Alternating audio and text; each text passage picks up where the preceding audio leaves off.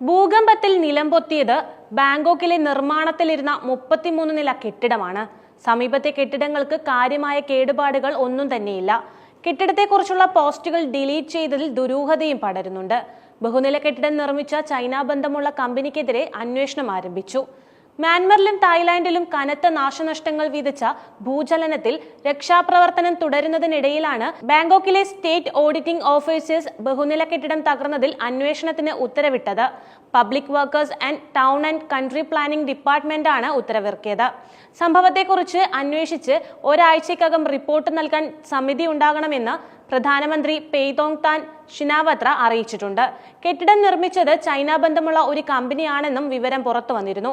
അപകടത്തിന് പിന്നാലെ കമ്പനിയുടെ സാമൂഹ്യ മാധ്യമ അക്കൗണ്ടുകളിൽ നിന്ന് കെട്ടിടത്തെക്കുറിച്ചുള്ള പോസ്റ്റുകൾ ഡിലീറ്റ് ചെയ്യപ്പെട്ടതായി കണ്ടെത്തിയതിൽ ദുരൂഹതയുമുണ്ട്. വെള്ളിയാഴ്ചത്തെ ഭൂകമ്പത്തിൽ സമീപത്തെ ബഹുനില കെട്ടിടങ്ങൾ അതിജീവിക്കുകയും കാര്യമായ കേടുപാടുകൾ ഉണ്ടാവാതിരിക്കുകയും ചെയ്തപ്പോൾ നിലവിൽ നിർമ്മാണത്തിലിരിക്കുന്ന കെട്ടിടം മാത്രം തകർന്നു വീഴുകയായിരുന്നു.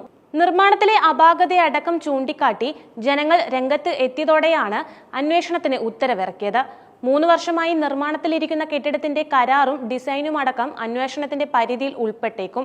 Italian Thai development public limited കമ്പനിയും ചൈന റെയിൽവേ നമ്പർ 10 എഞ്ചിനീയറിംഗ് ഗ്രൂപ്പുമാണ് സംയുക്തമായി കെട്ടിടം നിർമ്മിക്കുന്നത്.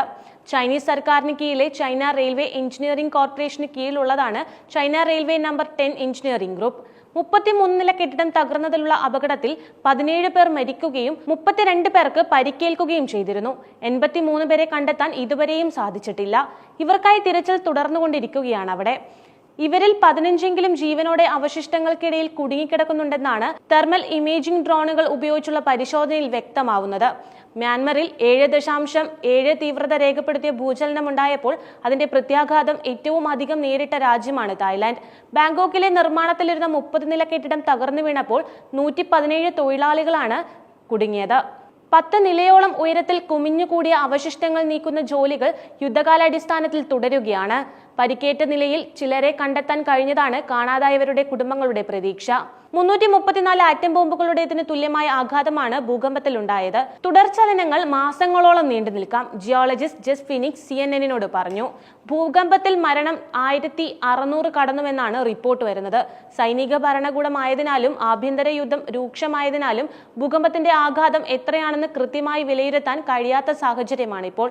മ്യാൻമറിലെ സഗയിങ് നഗരത്തിന് സമീപത്താണ് പ്രഭവ കേന്ദ്രമെന്ന് US ജിയോളജിക്കൽ സർവേ പറയുന്നുണ്ട്. രാജ്യത്തെ രണ്ടാമത്തെ വലിയ നഗരമായ മാണ്ടയിലേക്ക് കനത്ത നാശനഷ്ടങ്ങളും ഉണ്ടായിട്ടുണ്ട്.